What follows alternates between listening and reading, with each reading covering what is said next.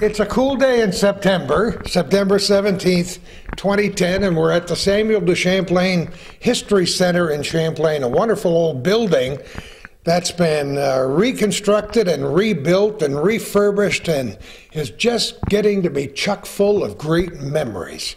Speaking of great memories, we got a guy with us here today who's got a few that we want to share. Ray Allard, right? Yes, Raymond Allard. How are you, Ray? I'm fine, a little cool, but fine. You and I have never met before, but I'm getting a real education.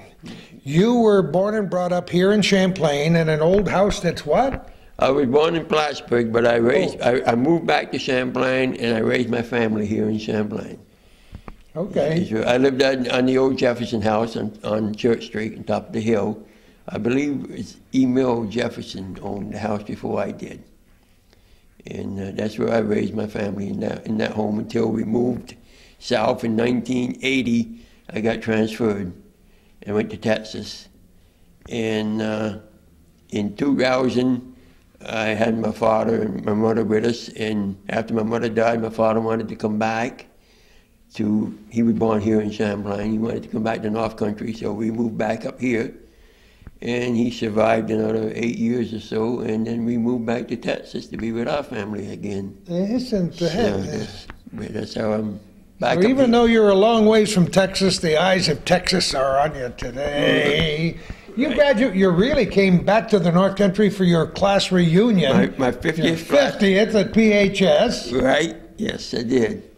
And it's good to be back. While I was here, taking care of my father for from 2000 to 2008, I spent most of my time researching canal boats. That's why we're here. Even though you're a super great guy, the subject matter is canal boats, and we've talked about them before. Because Lake Champlain is still a busy place today, but not with canal boats. Not with canal boats. The last canal boat to come up the Champlain or the Barge Canal that I can recall, they were delivering fuel oil to the air base, and they went to Port Douglas, and that was the last commercial running on the canals that I'm aware of.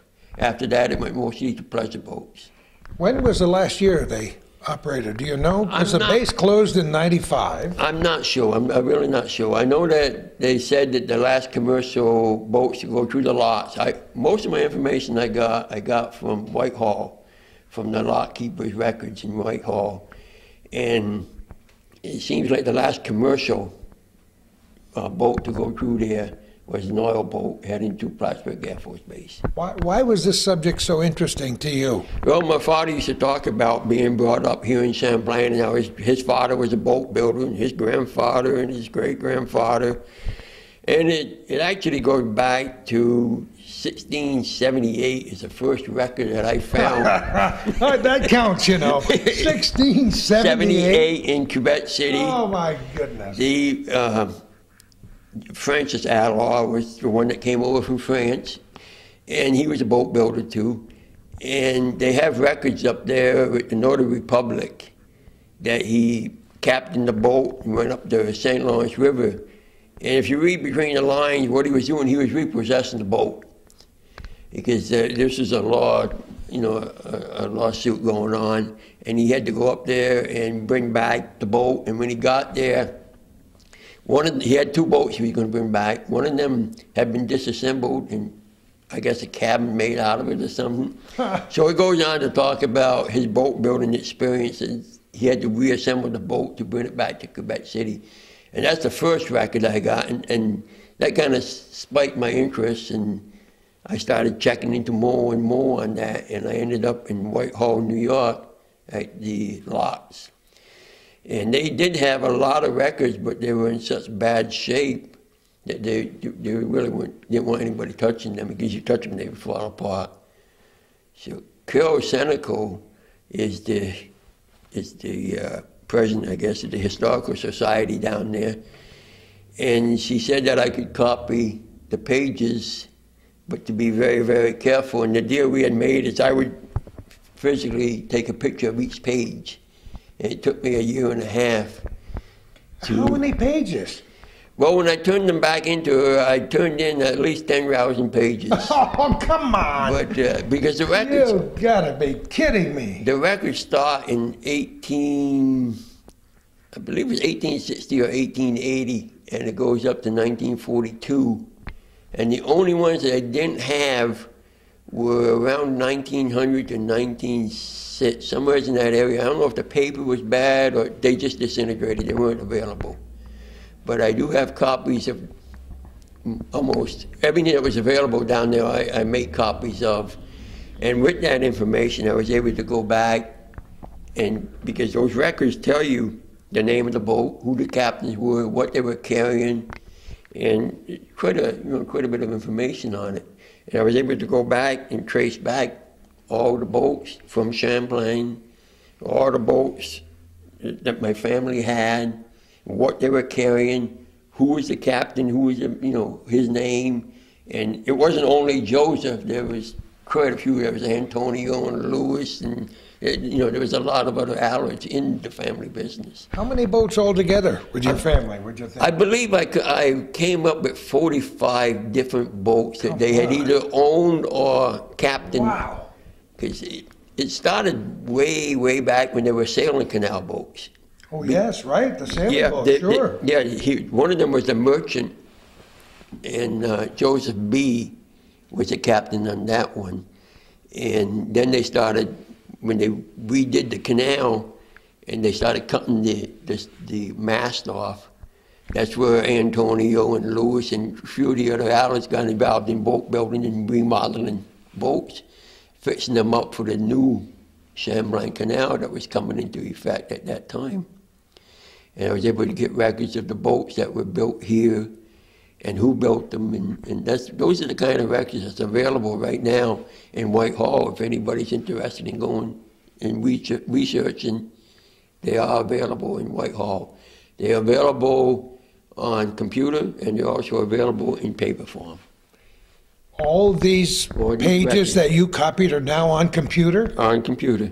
Isn't that wonderful? Right, yes. So it is the history is preserved for the future generations if there's any interest in it. But it wasn't preserved that well till you got into it, was it? No, they were basically destroyed. The society couldn't afford to get them restored, and they were, how the records were originally saved is the old canal building in Whitehall was turned over to the Historical Society for a museum. And when they got into the building, they found these records in the attic. So Isn't that always the way? Some boxes up in the attic? Up in the attic. Somebody didn't throw them on the dump. Right. So the moisture had gotten to some of them, but they were still there. And the books were available. So Carol took them to the Historical Society building. And that's where I was able to get, to copy them and get the information. Isn't that wonderful? Now you grew up with your dad talking about it all the time, yes. But you never actually spent any time on a canal boat yourself. No. You young whippersnapper. I'm just a kid. Yeah. But how about your grandfather? My grandfather, Joseph A. Allard, he worked on he had canal boats up until 1938, and the last canal boat to come up the Chazy River was Joseph Allard's boat. Oh. And it was tied up behind Earl, Henry Earl, I believe the name was, the bicycle shop here, Bill Earl. It was tied up behind Bill Earl's shop, and it eventually rotted away. But that was it. He was the last one to bring a canal boat up here. And Celine Parquet has the model. We're going to get up and we're going to take a look at some of those things. Was your grandfather still alive when you were a little boy? Yes. Did you talk to him about this stuff? No, I wasn't able to talk to him. I was too small for that. Oh, isn't that something? My grandmother, though, was alive up until I was at least a teenager. And every now and then she would say something about the boats. But so you had an interest, because you heard your father talk about it, right. But you never really studied the history until you were older. Until I was left older. here. Exactly. Well, I was back here, but no, I never really got involved in it until I retired and had the time to. Because canal boats and tugboats and the commerce on the water, including the sailing canal boats way back when, are a huge part of the history here. Definitely. This place would not be what it is today if it hadn't been for those canal boats. It supplied employment and livelihood for most of the people in Champlain at one time. You know, we're so lucky, Ray, because the Lois McClure has inspired a lot of young people to learn about these canal boats by going aboard. Yes. You had a chance to go aboard, Yes. and what happened? I went aboard and I got involved with, I believe his name is McLaughlin. He's a professor at the University of Vermont. And when he found out that I had some family ties with the canal boats, they offered me, I could ride on the boat and go on one of their tours. But at the time, I was having medical problems, so I wasn't able to. But what he did do, he came over to the house, and he got a lot of the information that I had because he wanted to find out what it was like, the family life on the boat. He had business. He knew what the business was, but he had never gotten involved. So he came over quite a few times and visited with me, and we visited with Clayton Bridge Jr. Clayton Bridge Sr. was a ferry boat captain on the Valcour for a long, long time, and he was married to my aunt, Irene Allard. So by talking to Clayton, he got more of the family history, and he made up a couple of books over there. And on the back of one of the books, he put a picture of my father when he was about knee-high to a grasshopper in one of these boats. And that picture is on the back of one of his books that he's published over there now. Isn't that great? So this has been a real fun thing for you over there. How many years have you really gotten into this now? I've been into it at least 10 years now. I've been studying it, and for about 3 or 4 years, I was into it really heavy, especially when I was copying these files. Going down. No, I can't believe you did that. Yeah. Not a year and a half. Yeah. Oh my gosh. So you had a lot of fun with that. I really enjoyed it, but I got an awful lot of information out of it that I'm willing to share, and it was just information that to me it was fun doing.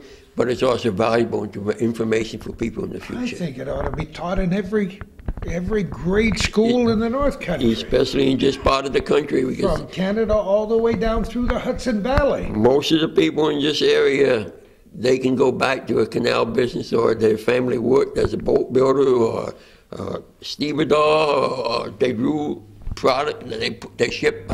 They had something to do with canal boats if they lived in this area. Now, you told me your father, your grandfather, and your great-grandfather. And my great-grandfather, Benjamin came down in 1823 into Champlain. Wow. Is when he moved into Champlain, and at that time he was listed as a carpenter, quote, boat builder. And the records in the United States start with him in 1823. Well, you're lucky you hooked up with Celine Paquette up here, too. Yes. Celine is so excited and interested in history. She really Have you is. known her for a long time? Or? Well, I knew her husband when I lived here. He was my insurance agent. Well, that makes perfect sense, doesn't it? Everybody lived in Champlain. Everybody knew Larry, Everybody right? knew Larry. But for Celine, no, I didn't know Celine until I met her a couple of years ago. Have you been in this building before today? Yes, I was here last year. I came. She was getting ready for the bicentennial, and she got a hold of me and asked me if I had any information on the canal boat. So I was up here at the time, and I came over and we downloaded a lot of information. She spent a lot of time working on the quadricentennial. Yeah, that's 400 years. The one I'm that's talking. Twice as long as the bicentennial. Okay, there we go. See my age. But when Calvin and I first came in this building, she walked us around and gave us an idea what her dream was. Mm-hmm. And isn't it nice to see what she's doing It's beautiful. in this community? And I mean, this is her baby right here. Yeah, this is it. She did it. Yeah. Yes. Well, the quadricentennial was a lot of fun. Mm-hmm. We covered a lot of the events on Hometown Cable. We might have even talked about canal boats. Okay. But this conversation is going to go a long ways today, and I hope that the adults who are listening will get a kick out of it. I think they ought to get their children and grandchildren around the television set or the computer to learn, because this is such an important part of our history. Many of the Irish families came over to work on that canal system way back in the 1840s, and there are lots of descendants. And in this area, right? We got a road right near me called the Irish Settlement Road, where many of those people who worked on the canals. And the Allards, are you related to any of the other Allards up here now? Up here? Well, there's only I was the last Allard to live in Champlain. When I moved out, there's no more left here. There's no more left here. No. As a matter of fact, if you go up to the old cemetery on Prospect Street, the first Allard to come to Champlain, Benjamin Allard, has crosses as his grave marker. And if you go to the other end of that row, the last Allard to live in Champlain, Raymond Allard, that's where his stone is going to be, is right now. So the first and the last. Make you feel a little weird to see your name on the gravestone already? No, I'm kind of proud. I'm kind of proud to be here. I think you ought to move back here, Ray. Well, it's possible someday. Yeah, you just never know. You never know. It's a good place to be from and a good place to live. Yes. Well, you and I are going to get up and walk around, look at some of the stuff you've given to Celine here, and we'll chat an awful lot about those canal boats and about your family, okay? Okay, fine. Sounds good to me. We're at the Samuel de Champlain History Center in Champlain talking with Ray Allard about these wonderful canal boats in the middle of September 2010.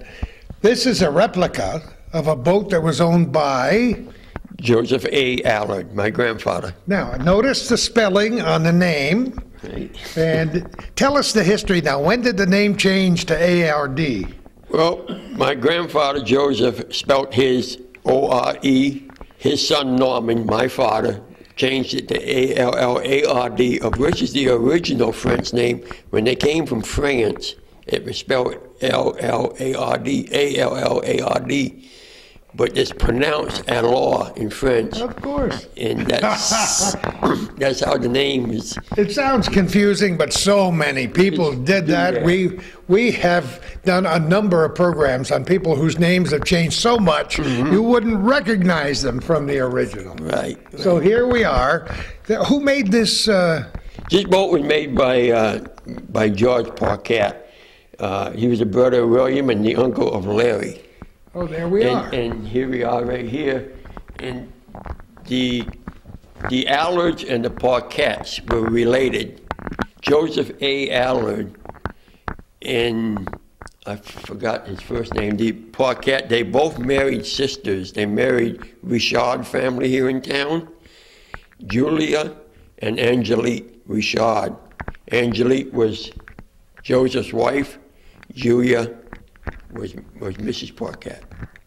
That's how the families are combined. So this replica has been around for a while. It's been around for a while, yes. I wasn't aware of this replica until... Come on. Right, just about 2 or 3 years ago. Come on. I never knew it existed. I wonder where it was all this time before they brought it over here. Larry had in his office, his insurance office, but I never, I seen it there, but it never sunk in. Hey, there it is. Wait a minute. Wait a minute. Yeah. Well, this is a great picture up here too. An actual photograph, circa about 1899, right, of Joseph and Melinda, right? Joseph and Melinda, and there's Irene and Ruth. Isn't that wonderful? Yes. I didn't even see the baby. It looked like a doll, didn't it? Right. Yeah. So this is nice to have in here. Right here in the History Museum. It's very important to Champlain to have something like that here. So you supplied a lot of information to Celine for this display. Well, what I did is when I was in Whitehall, I copied a lot of information down. I was able to decipher it into strictly Champlain information. And some of it is a Champlain boatman, who they were, the Champlain Canal boats, who owned them here in town. There were so many. I didn't realize there were so many that came up and down this lake. And the boats that were built here from 1868 to 1908, it's... a couple little years were missing, you said, along the way? Yes, in some of the records in Whitehall, I believe it was It's been a while since I looked at it, but it was in the early 1900s and the later 1890-somethings. Those records are just not available. Just gone? Carol is still looking, and every time she finds something, she gets a hold of me, and I try to update. But lately, we haven't been able to find anything. And here we go. Just like the greatest generation, the people from the Second World War are dying at the rate of about 1,000 or 1,100 a day. People who had any direct connection with canal boats, we're losing them. We're losing them, and that's why I'm trying to save as much of this information as possible. I think you've done a magnificent job. Look up here. Did you see this before you came in here? No, I had never seen this one. So tell me some of the things that are up there. Okay, some of it, just up top here, John O'Hara. He was a customs officer in Morris for a long, long time. At one time, he was captain of that boat. He used to deliver hardwood to the Singer Sewing Factory in New Jersey. Come on. And, isn't that great? And he would also deliver coal. And when they delivered coal, you should be able to hire people to help you unload the boat. Oh. But John wouldn't hire anybody. Being a tight Irishman, he would unload it himself. No kidding. Yes, John would unload the boats himself. This boat up this, with the horses up here, the mules towing the canal boats. The one thing that I really picked up on this particular picture, you might not be able to pick it up with your camera, but on the end of your ripple tree, there's a quick disconnect. I've been trying to locate one of them just for my own purposes, so I could have it. The reason for that was when they used to tie ropes on them directly. Yes. And if the boat started going backwards, it was up to the captain of the boat to take a knife. They had to have a knife by law stuck in where the rope was tied. Oh, this is great. It was his responsibility to cut the rope so the mules wouldn't go into the canal. But the boat owner said, let the mules drown. I'm not cutting my boat free and getting my boat hurt. So they passed. Come on, what a story. They passed a law saying you had to have a quick disconnect on it. Then the mule driver, he was the one that controlled it. If his mule started going into the canal, he would just snap that cable. There was a steel lever, pull the lever, the boat would go one way and his mules wouldn't drown. How would anybody know that story till you came to see us today, Ray? Okay. A quick disconnect. A quick disconnect. As a matter of fact, I got a picture of one. I went to meet a guy in Fort Edwards who actually owns it. And he let me photograph it, but that's as close as I come to one. But I would like to have one of them. I imagine they're pretty rare. They probably are, because I've been looking. I looked up here for 8 years for one. And I do have a lot of jacks and different tools, pumps. They used to call them weeping willows, the pumps. And I got two of them. And I got quite a bit of odds and ends that went on the canal boat. But I would like to get one. I wonder if they have one at the Maritime Museum across the lake. No. No, they don't. No, the only one I've ever seen was this particular individual. Now you've whetted my appetite. I'll have to get online, see if I can find one for you. Mm-hmm. Oh, that's wonderful. So that's great. What else have we got here? Great pictures, huh? Right. Some of these from postcards, I imagine. Yes. This particular boat, you can see one of the old sailing canal boats on the right-hand side of this picture right here. Sure. See the mast? Yep. So this is fairly early. And that, I believe, is tied up in Rouse's Point. These are where your boat's actually being built. This picture here, I believe, is from Needle Boat Yard in Whitehall. Where were they built in Champlain? In Champlain, they were built right behind Bill Earl's. There was basically across from where the septic system is now, where your storage system is. And then the end of River Street. That's it. End of River Street is where they were built here in. No kidding. Right. Beautiful pictures. Had you seen all those pictures before? No. Well, some of these pictures that I'm referring to, these are some that I downloaded to her. Not all of them, but I know that one up on the right, and just in here is one that I had. And those three right there I recognize. Oh, this one here I recognize too. There's four. Great old shots. Yeah, I think these colored ones probably from postcards. Postcards, I would right, imagine way back right. when in Whitehall. Yeah.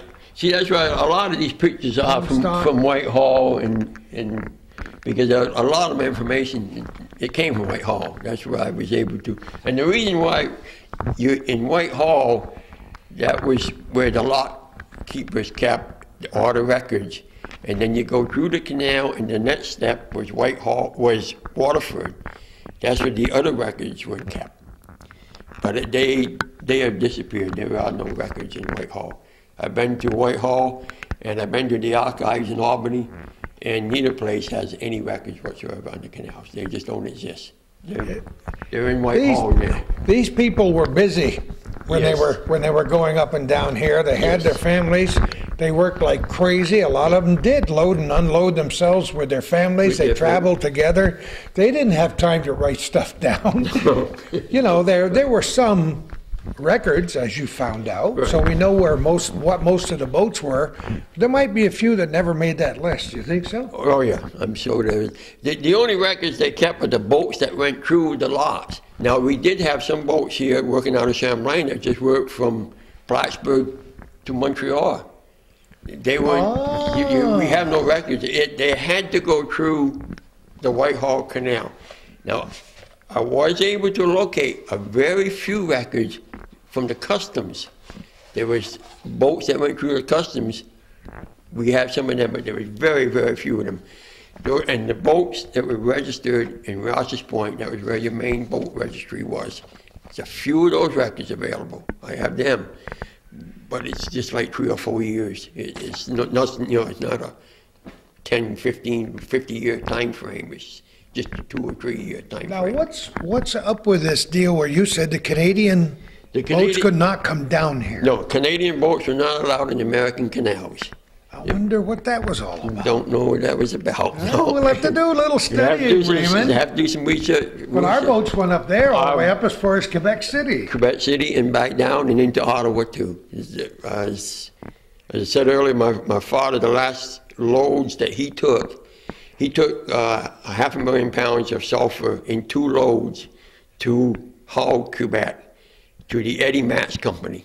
The Eddie Matz Company started in Burlington, Vermont, and they moved to Hull, Quebec, and they ended up becoming a paper company, one of the major paper companies in Canada. He carried a load, the boat was a Carl Roach, was the name of the boat that he had, and that was the last records I have of him on the canals, carrying 500,000 pounds, or 250,000 pounds in one load and 250,000 pounds in the next load up But there. neither your dad nor your grandfather kept a daily journal or anything, did they? I understand from my father, he said that my grandfather kept every paper he ever had, Oh, and no. it was in the house, in the attic, on the house on Spruce Street when he sold it. And then it disappeared, it's gone. Now, if I could You're breaking my heart. You're killing me here. For researchers, that's tearing me apart. Not to see, it's just because they said he was a paper hoarder. Oh Records. my goodness. It would be invaluable to just today if I could only find that, but it doesn't. It's gone. You don't know if somebody would have that in their barn somewhere up over the eaves, or No idea. maybe somebody watching this program somebody getting will all come up excited with- saying, "Wait a minute, Ray!" Right. Before we go any farther, Ray, where do you live in Texas now? I live in Buchanan Dam, Texas, right now. That's in the hill country. It's about 60 miles northwest of Austin. It's Johnson City, Fredericksburg. I don't know if anybody recognizes it. Well, Johnson City, I'm sure they do, sure. from LBJ. Oh.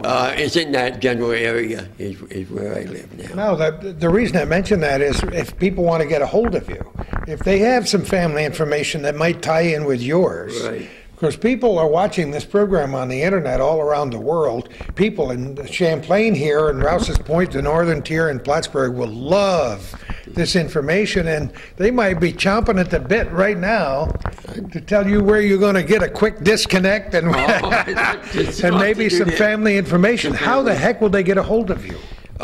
Well, email would probably be one of the easiest way. Would be Champlain80, Champlain 80 at gmail.com. That's easy. That's easy. And the other one would be probably give you my post office box number. If you want to. What is it? It's box 796, Buchanan Dam. Wait a second, my wife is saying, no, that's not right. What box is it now? 746. Okay. Yeah. Box 746. Okay. Buchanan Dam, Texas, 78609. That's Ray Allard. Get that zip code down. Ray Allard, A-L-L-A-R-D. Or they want to put L-L-O-I-E, it's fine with me, if they got any information. It'll get there. What do we got, a tugboat on the end here? Yes, there's one again that George Parquette built. Oh, let's get a look at this. These were steam tugs. You can tell by the big stacks on them. Oh, yeah. And the stacks would pivot down when they came to the bridges. Oh, is that what they did? They pivoted? They pivoted down, they pivot their stacks down. Oh. And the very old ones. You know, the newer ones, they built them so They built them short enough, yeah.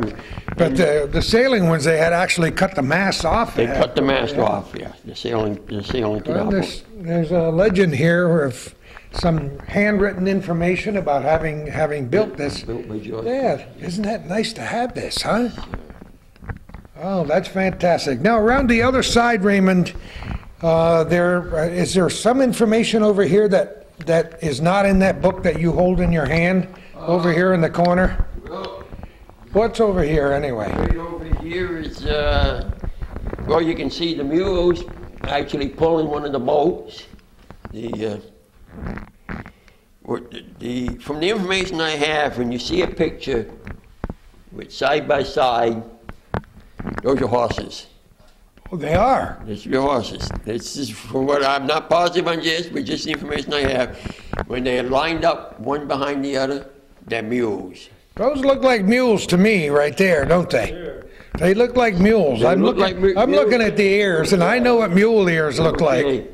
So who knows? Right. Okay. Right here is Joseph B. Allard. That was my great-grandfather. Yeah. Down here you have Joseph A. Allard, which his boat is named after. That's the same picture, yeah. The Leonard, I believe that's T.M. Anyhow, the last name is Leonard. That's the boat my father was born on, and he was born in the canal in Waterford. It's actually, they call it Green Haven, I believe. He was born in the canal in 1909 down there, and that was the name of the boat, and that was the boat that he was actually born on. It was his father. I imagine a lot of babies were born on those canal boats. The canal boats. And right here is just a whole different interesting story. I'm ready. I'm ready. All your stories are interesting, Raymond. This is a picture of Louis Riel. Now, the name Louis Riel may not mean too much to most people in this area, but Louis Riel was a founder. He was a Métis. He was the first chief of the Métis. He founded Manitoba and Saskatchewan. He was the founding fathers of both of those provinces. He was a rebel. He got hung in Regina for being a rebel. But now he is a hero in Canada. They have the Louis Riel Day, February 6th, I believe, every year, 6th or the 9th. They have a Louis Riel Day. And my grandmother was Melinda Riel.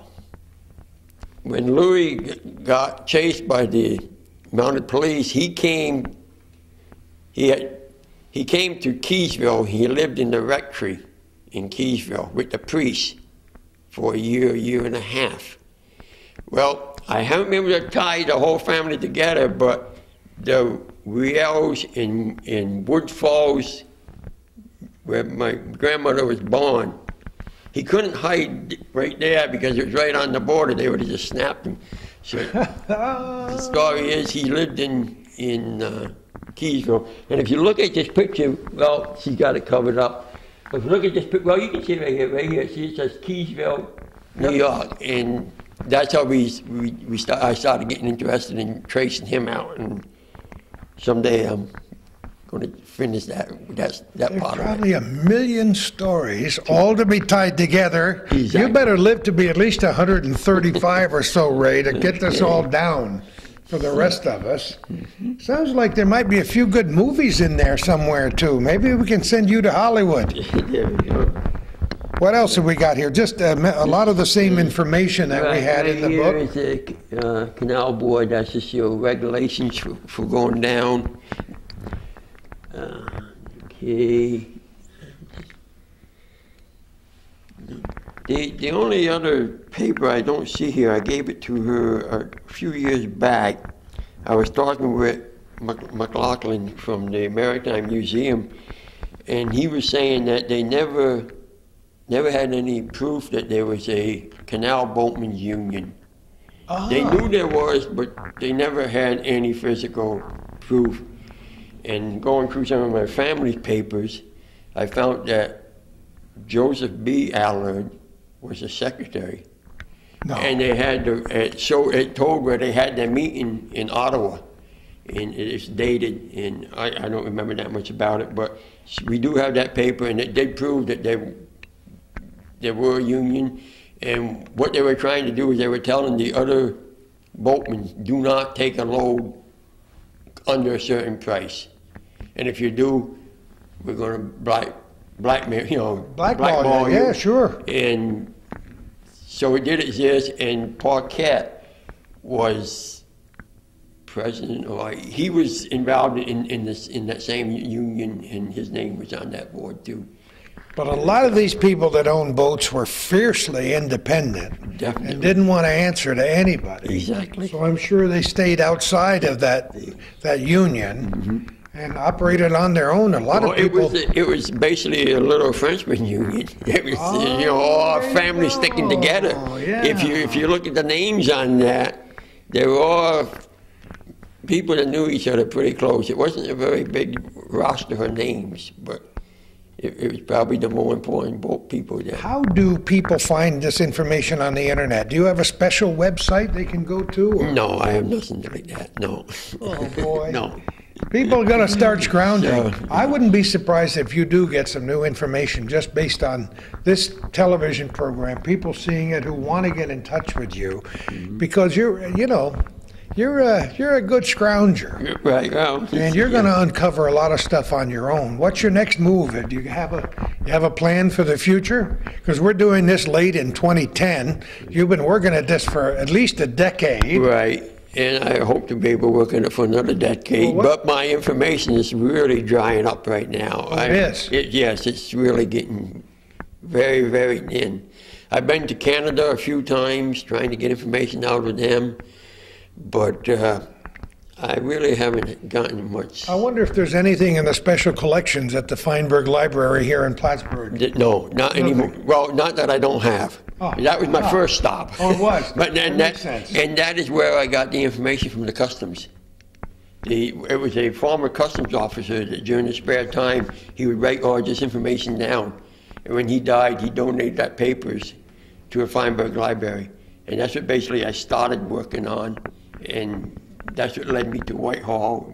But the Feinberg Library, that information was my first stop. So you think you've read everything you could find.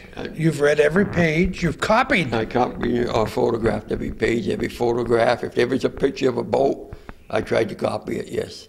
So how many boats do you have pictures of, do you think? Oh, it's unbelievable. I never really counted them. It's, out of them 10,000 pages, there's got to be at least 500 boats, pictures, at least. You know, like you said before, if you could find those journals, Oh, it would be unreal. but it's possible that somebody else kept journals that we don't know about. It's very You'd possible. be amazed at what comes out of people's drawers and attics and cellars. And when we do this program, people come forward and say, well, my great-grandfather was also, Exactly. did the that's same where thing, and he wrote it all down. Now, I wonder if Ray would like that information. And you say, Oh, I will boy. dance all the way from Texas. Yeah, exactly, Oh, exactly. isn't that great? Well, we're going to sit down and chat a little more, okay? Okay. All right. We're talking with Ray Allard about canal boats. If you don't know anything about canal boats, boy, you missed the best part of our program. It's already gone. Now you can watch it again. Our programs are on the internet at Plattsburgh.com and HometowncableNetwork.com, as well as the area cable systems across northern New York, and we're proud to spread this information as far as wide as we can. Ray's learned a lot. I've learned a lot from him just since I met him today. We covered a lot of ground when the camera wasn't on there, Ray. Yeah, you probably did. You know, Calvin reminded me how many people watching this program have no idea what canal boats did. You've talked about coal, you've talked about grain, you've talked about hardwood, you've talked about a lot of things, but it was amazing how many different kinds of things were stuffed in the holds of those canal boats. So let's give us a little bit of history of this whole canal system here. Okay, well, a lot of the produce going down to New York City would be hardwood out of Canada, and produce, potatoes, apples, that type of stuff. Coming back from New York City, New Jersey, some of the hardwood would go down to the Singer sewing factory in New Jersey to make the sewing machine cases wet. Coming back, they would carry coal for the heating systems up in Canada. They would carry sugar. They would carry sand for they made toilets and sinks and stuff in St. John's. Oh, yeah. And that was one of the big produce my family carried, was the sand up there. They carried sugar. That's one of the stories my father told me about the sugar. He never liked to carry sugar because you had to keep your boat perfectly dry, because if you get water in your sugar, you ruin your load. So that meant a lot of time on the pump. And naturally, you didn't want to spend all your time pumping the bilge out. And he said you could always tell if your cargo, if the container area stunk.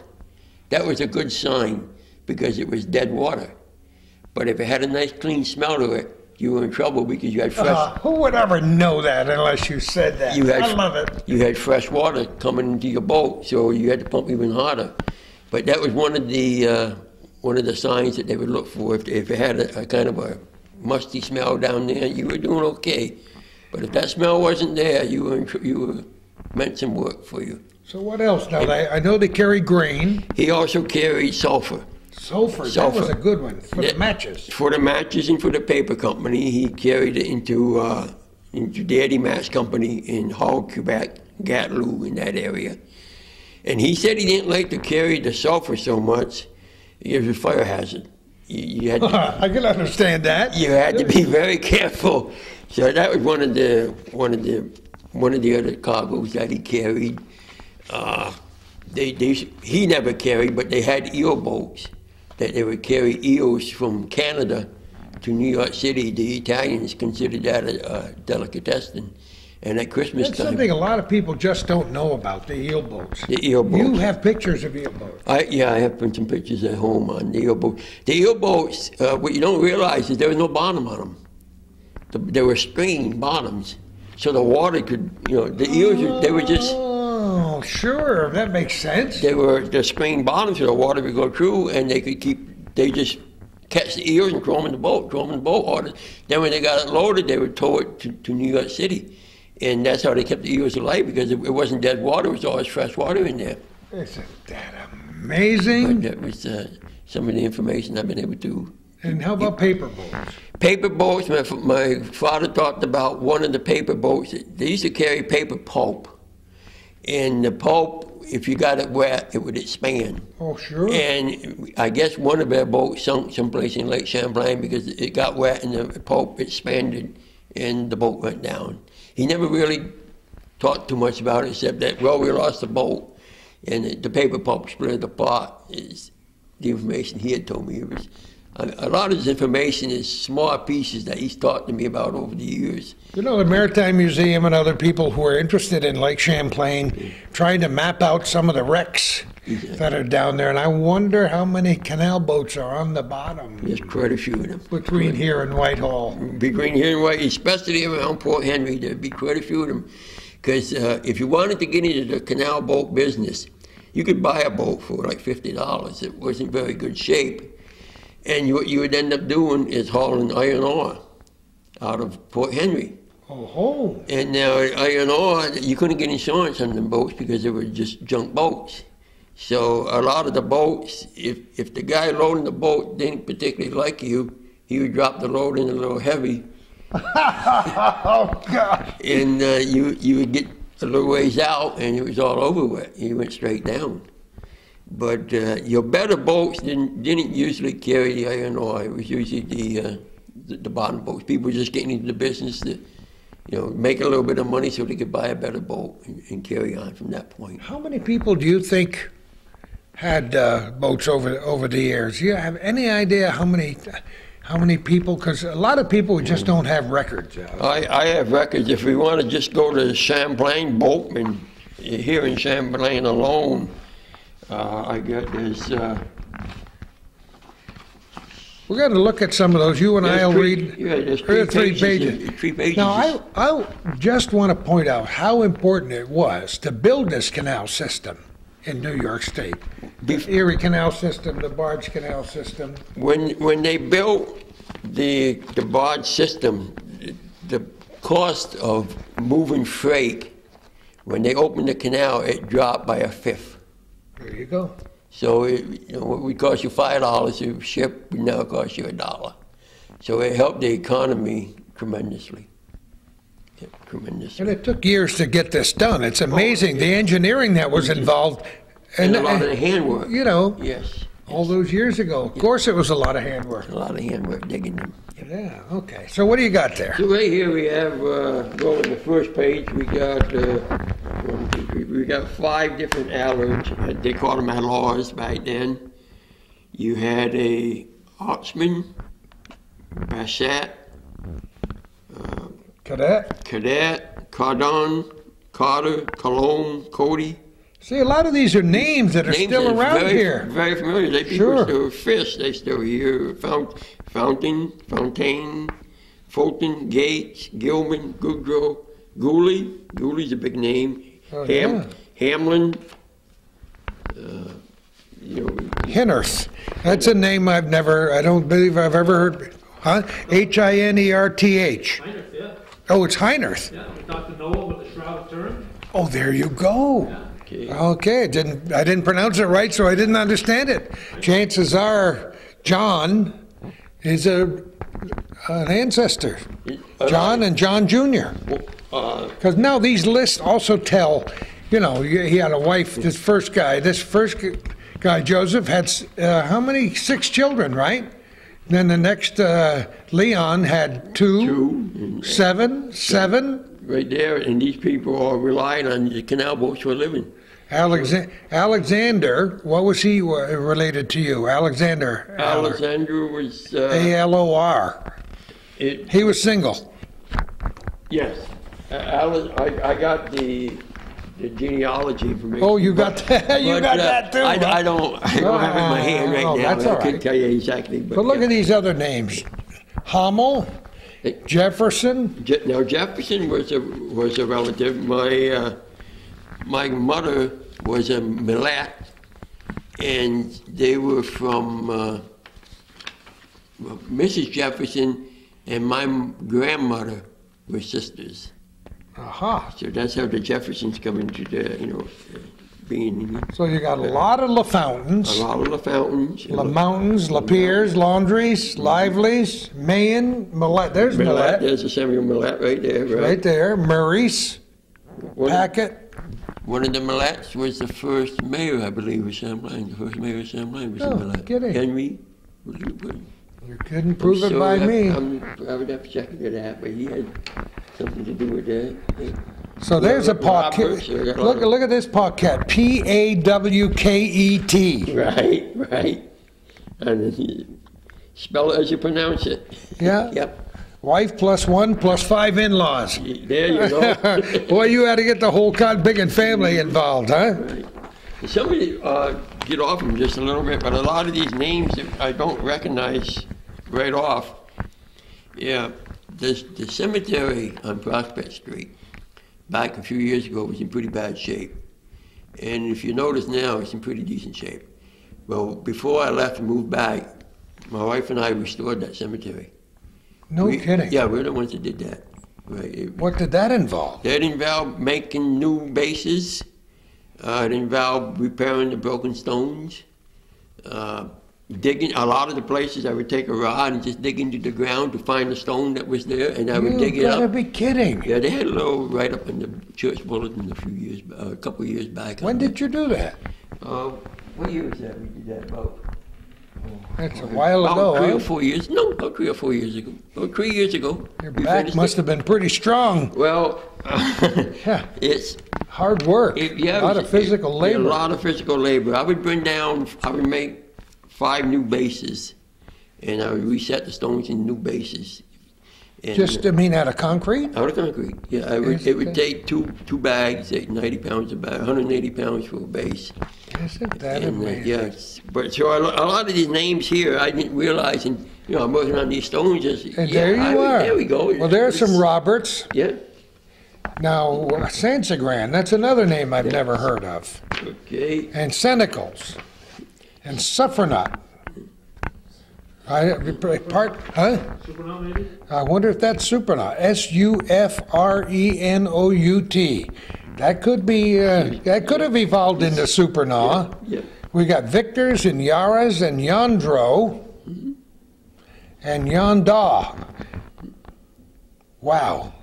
So we've got 110 people listed as boatsmen, sailors, captains, engineers, and so on in 1880.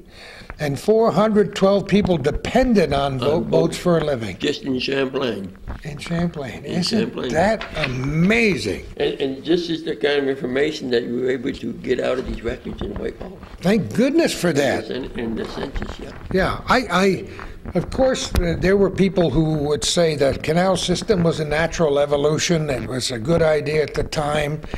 But I can't imagine what commerce would have been like, how much slower things would have been had that canal system not been done. Because we were locked in up here. Mm-hmm. Yep. Yeah. We'd have to tow it by horse and buggy. All right. So I see you got the Champlain Canal boats. Right. And you're familiar with just about all these, aren't you? Well, yes, there's the names of them, and I got the federal registration numbers and the owners and the masters on there. You wonder how some of these names came about, because they're certainly different from the people who owned the boats, right? Exactly, yes.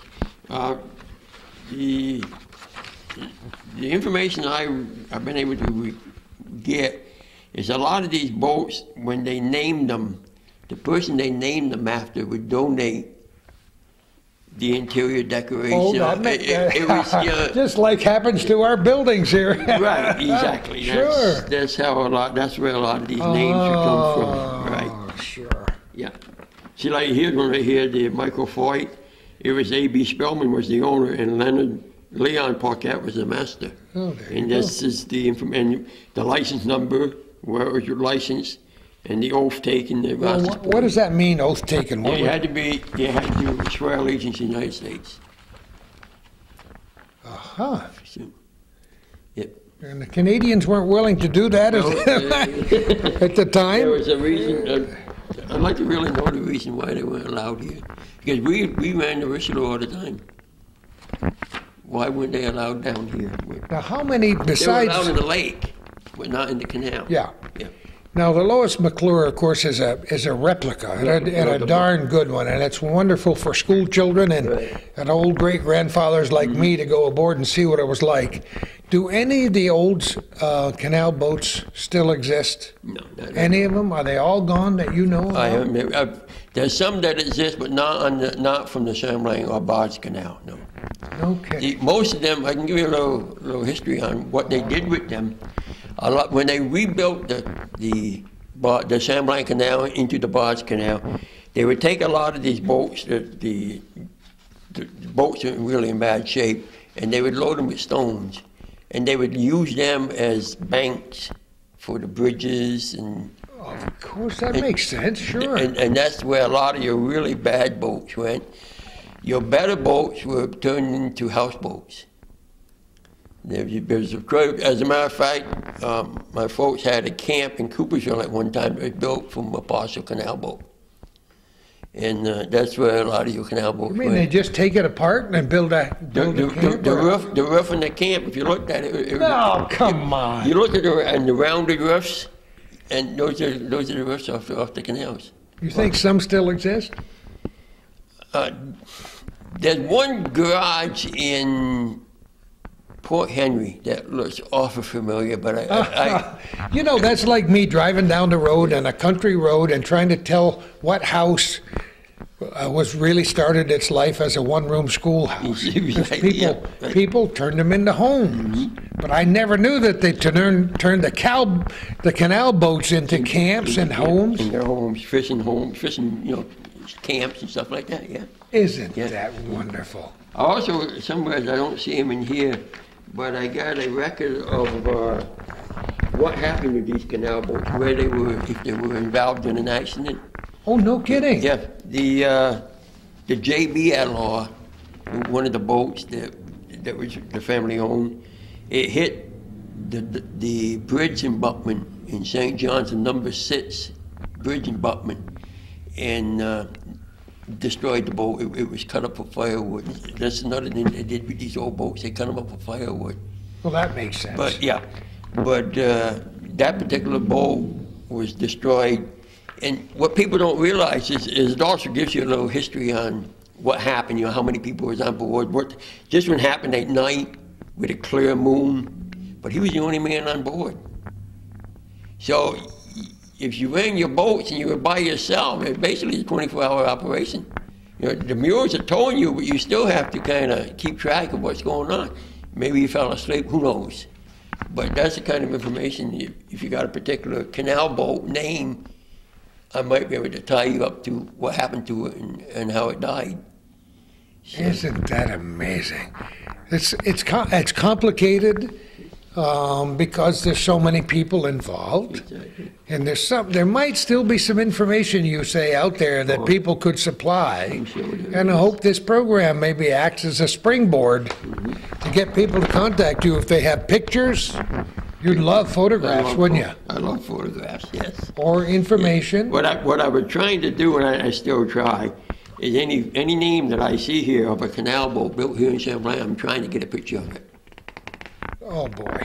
And I do have a few of them, but T.M. Leonard was one of them. We got a picture of that one. Uh-huh. We got a picture of the J.B. Allard. We have a copy of the J.A. Allard. The Bloomingdale. That was one of the family boats. That was the first new boat my grandfather bought. Uh-huh. And that's the boat that he raised his family on. He didn't have a home here in Champlain. They lived on the boat year round. And the Bloomingdale is, and as a matter of fact, the Bloomingdale, if you get into the website for the Historical Society in Whitehall, that's the picture that comes up, tied up at the docks in Whitehall is the Bloomingdale. And it has a clothesline across it, and they got the clothes hung up. Oh, isn't that cool? And I'm trying to think of the name of the lady that was the librarian in Ross's Point. Tremblay. Mary Ann? Yeah. She has the original picture of that. She had it on the piano, I believe she told me. Yeah, I was talking with her a few years back. That's what I mean. Some of these photographs, some of this information might be in people's homes and dresser drawers and attics, and people don't realize that it's time to start sharing some of that wonderful historic information. Now you've got, I noticed that whole list of canal boats built at Champlain, and was 1868 the Hitchcock, was that the first one? That was the first one I have records of that was licensed and enrolled in Ross's Point. I see what you mean, okay. And these are the records I got from the Feinberg Library. The enrollment and licenses, they came from the Customs House. So the J.B. Allard, J.B. Allard, 1881. That was the first for your family that you know about? that I have records of, yes. Yeah. Yes. Okay. At one time, the Hitchcock, J.B. worked or was captain of the Hitchcock. Oh. I got records of him going through the canals and on the Merchant. And those first two were sailing canal boats. Oh, no Yeah, kidding. the Merchant and they were sailing canal boats. They were later modified. There's allure names that I haven't heard yet. Rosie, Rosie. Amenia, Mm-hmm. Albion Merchant. Was that nobody connected with your family though, right? No, that was just the name of the boat. That was Yeah. whoever he was. He must have donated something to that. Well, you know, now that you told me that, I can understand that completely. Mm-hmm. That's why it's good to do a program like this, because you give us a good education, you know? The Joseph A. Allard, he built it, so that's probably why he put his name on it. Well, I would too, I think. And I would imagine it'd be the same as J.B. Now, there's the Smith M. Weed was a very famous name around here. We had the Smith Weed Bridge in Plattsburgh Right. and Smith Weed. So I never knew there was a canal boat named the Smith M. Weed. Yep, it was, and I have a picture of that one. Oh, really? Yeah, I have a picture of that one tied up in Whitehall. Yep. And there's William C. Bloomingdale again, 1897. Built here in Champlain. Mm-hmm. But Averill's another great historical name that dates way back to the Battle of Plattsburgh time and before here in the North Country. The Averills had a farm where the McDonough Hall is located, the first place where kids had dorms in Plattsburgh State. Okay. The Averills lived there. So Averill's been a name that goes back way, way, way, a long ways here in the North Country. There's another one, the Napoleon Gamache. I see down at the end. There's another North Country name. Now the Napoleon Gamache, when I was copying these records in Whitehall, as I was going through it, it was strictly business, name of the boat, name of the captain, so on and so forth. I came up upon Napoleon Gamache, and it had the information, and underneath it had towed by hand. Come on. Yeah, I got towed by hand from Fort Ann to Whitehall.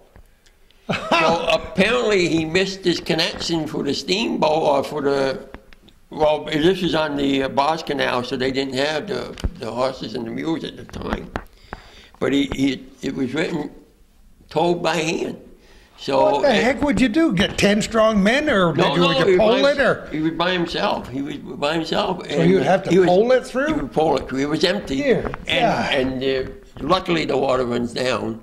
So, but it's just the idea. Just keep telling yourself that. My back hurts just thinking about it. There were different ways. They used mules. They did it by hand. There was quite a few different inventions that they tried. The electric motors. There was quite a few different ways that they tried to pull these canal boats with before they... But to come down through Lake Champlain, they had to have a tug? The tug or sail. The first ones were sailed, and then they went to the tugs. Right, so the tugs were an integral part of this whole thing. And they were all steam tugs? They were steam tugs, up until they went to diesel. But the first ones were all steam tugs. And there are a few of those old tugs around. Yep. Not many canal boats, you say, but there are a few old tugs that have been refurbished and restored, and we've seen a couple of them that are really nice. Yeah, I go every now and then I did go every now and then down to Whitehall when they had their tug reunions. And a lot of these old tugs would come in there all split and polished. And isn't it nice? Beautiful, yep. And, the old tugboat operators, and our good friend Captain Frank Pabst, involved on tugboats for a long, long time, and he's a salty guy if there ever was, and a dear friend of mine. Yes. I see the last one in 1908 you have at the bottom. See that one? No, it goes down the next row too. Oh, the next row too, but Ethan Allen. There's a name. That was a steam-built ferry. Gasoline steam ferry? Built in Champlain. Exhibition trip, and you got that all down there, 1908. I didn't notice the other row. Yeah, the other row. So you got the Laura. The Laura Allard, that was named after my grandfather's sister. Aha. And she moved to Springfield, Massachusetts, got a bunch of relatives in Springfield now. Looking down through, I can see more LaFountains, Fountains. Park Hill, more Averill, Senecal, Egan, John Egan, and Otis and Shepherd. Is that, now there were more after that? No, That's the last page? That's the order records that I have, but there again, this is from licensing. If they didn't run them into Canada, they didn't have to be licensed to go. These are the ones that were licensed to go up and down the canals in Canada. Now you got something very interesting on the next page. Gilbert R. Green and the Ned Baker were built using light construction. What's that all about? What they were trying to do is get more weight onto the boat with a lighter weight boat, and they built them, but they didn't work out. They fell apart basically. So they weren't in use for, they're only for a few years, and they were 180 to 190 gross tons. Yep. How much could most of these boats carry, do you think? Well, some of them would carry from 100 to 200 tons. Depends upon the size and 200 tons is pretty. What year you were talking? Towards the end, they could go up to, yeah. And then when you got into the steel barges, you were way heavy. But there you go. You found information that says the Smith M. Weed was built in 1891 here, right here in Champlain. By Alonzo Kellogg and James Averill. Right. Those Averills and Kellogg's were involved in a lot of things back then. And I noticed the name of the Gleaner because one of my favorite paintings of all time is called The Gleaners. Okay. And that was built here in Champlain. Right. The original one was built in 1823 in St. Albans, and the second one was built here in 1883. That's truly amazing. And I have pictures of the Hiram Walker. I'm not sure if I have the Adams and the Gleamer. I don't. I know for sure I have the Hiram Walker picture. So, and it gives you, and the boat builders here in Champlain, it gives you a little history, and he was born in Ross's Point, and he was in insurance and business. And that's wonderful, because I see down there Judge Sylvester Alonzo Kellogg purchased the Champlain Iron Works. We've talked about that often, in 1883, and did business until 1887 when it was incorporated into Sheridan Iron Works. Calvin's got a personal history with them, and we've spent some time over there. It's all wonderful. Now, there's something at the end. Talk about that. Well, these boats should go from 2 to 2.5 miles per hour heading into the current, and heading with the current, and 1 mile to 1.5 miles, or to half mile going against the current. If they went faster than that, they would erode the banks of the canals.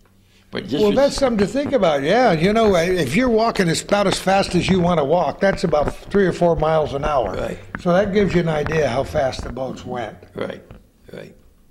I can remember my aunt saying that they used to walk beside the boats a lot. That's when they were being towed with the mules. So it gives you an idea.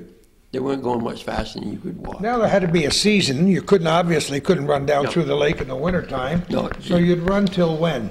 They run until basically till the canal froze. It was usually around October they would close the canals down in Whitehall. And you would start up in April, end of April. People spend time then, I imagine, repairing their boats, and it's a lot of time to spend on the water, Right. And you live right on your boat during the winter too. Was there. It's. I know at one time, my family lived in Quebec City. They got frozen up there one year. They had an early freeze, and they weren't able to make it back to the States. So they stayed in Quebec City, and they went to school there.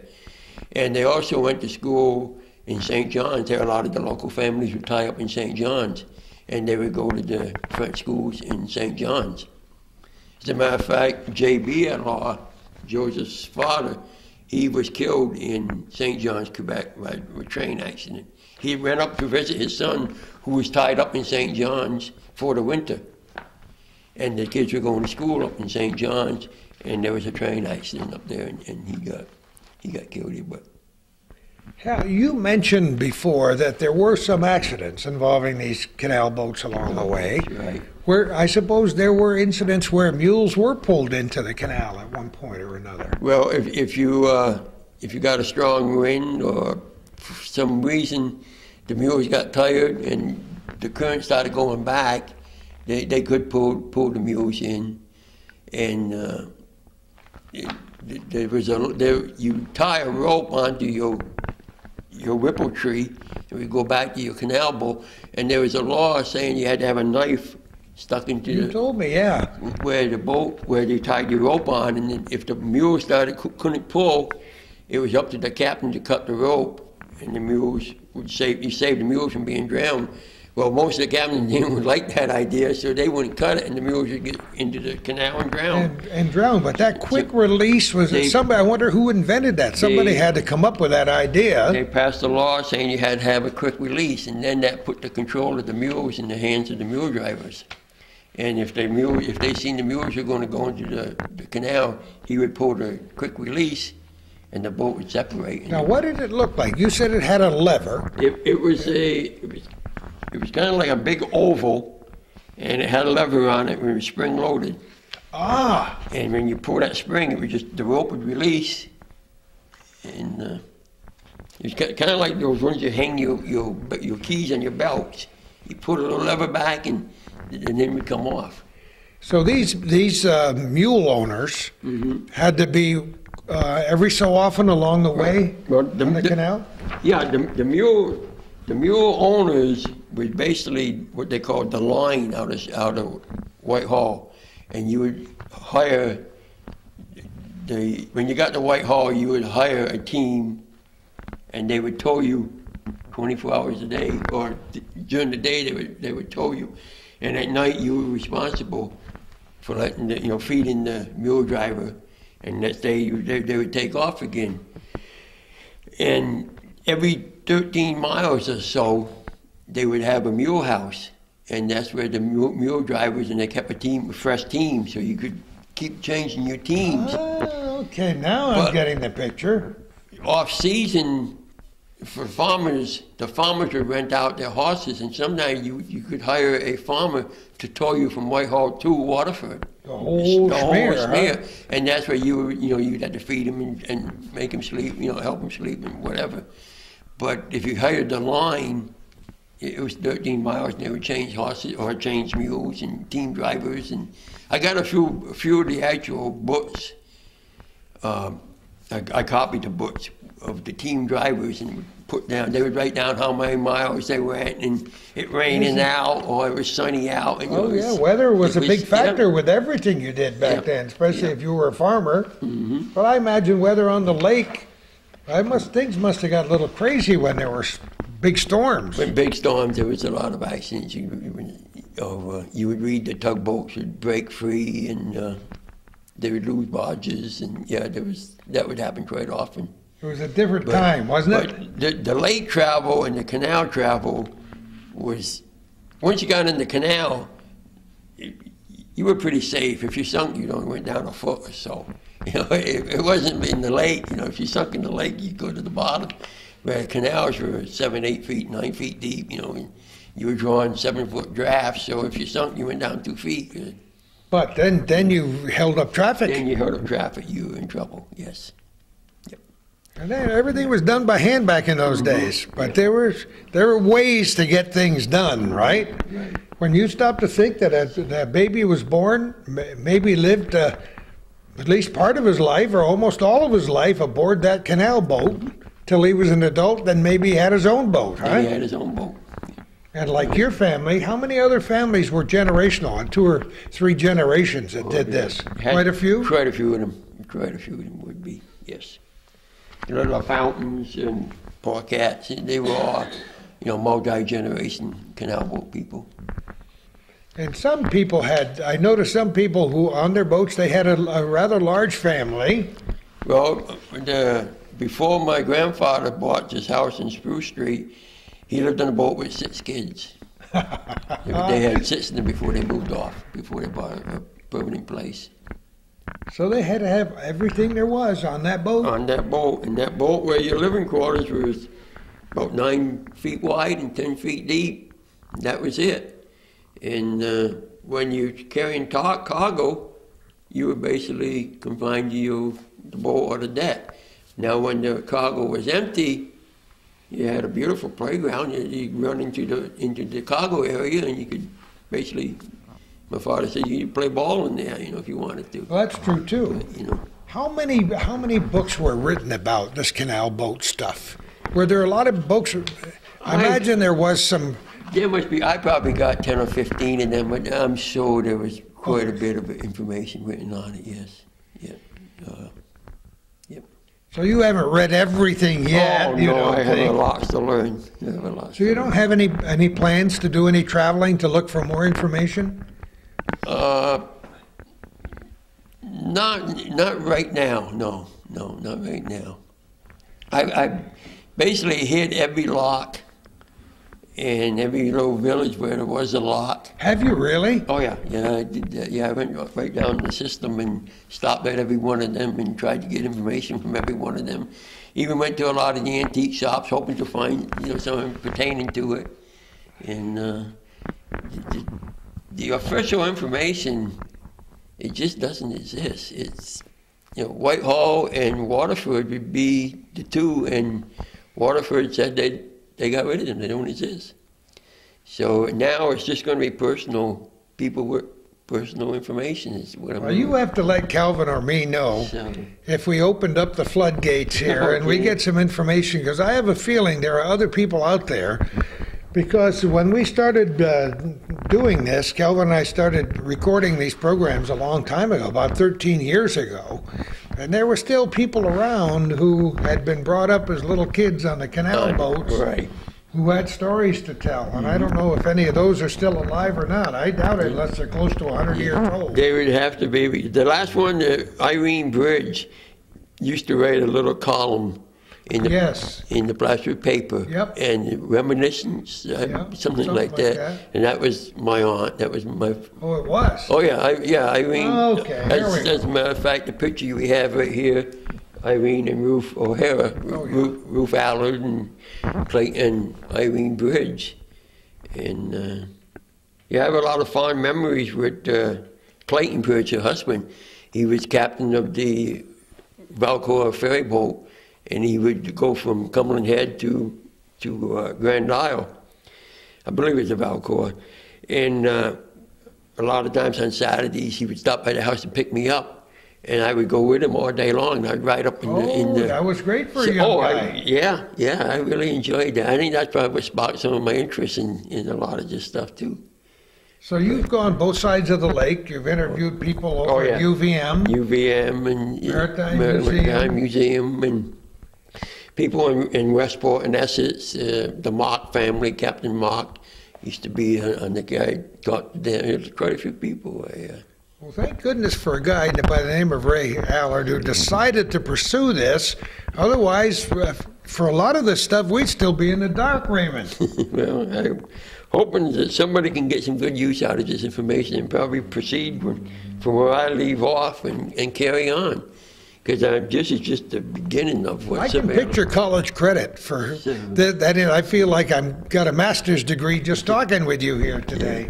Because there's so much to know and so much to learn, and it's the foundation on... It's the foundation that people can build on, right?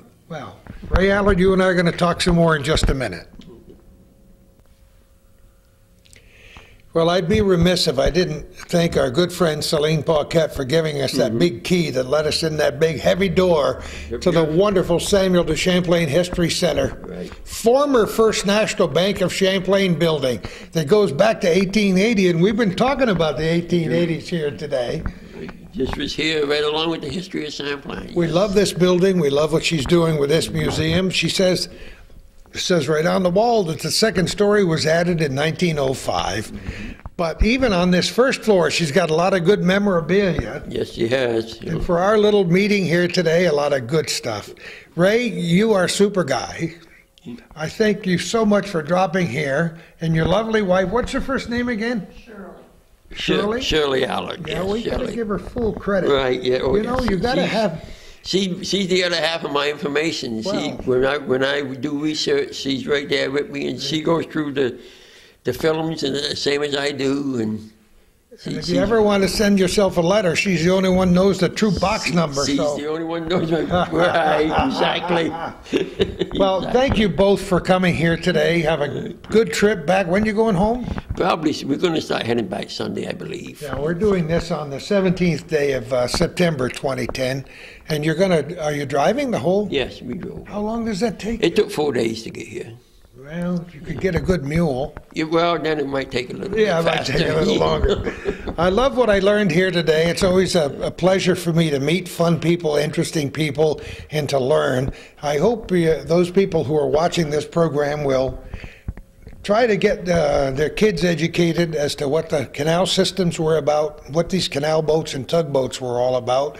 There's a lot still to learn about Lake Champlain. It's a beautiful spot up here. It is beautiful. Beautiful spot. Yes. Thanks again, both of you, for coming here today. And thanks to Celine and thanks to Calvin for turning that camera just a perfect angle so it doesn't show all my warts and blemishes. Makes us look good. It does. It does. As good as it can, anyway. And who knows where we're going to be next time for our little corner.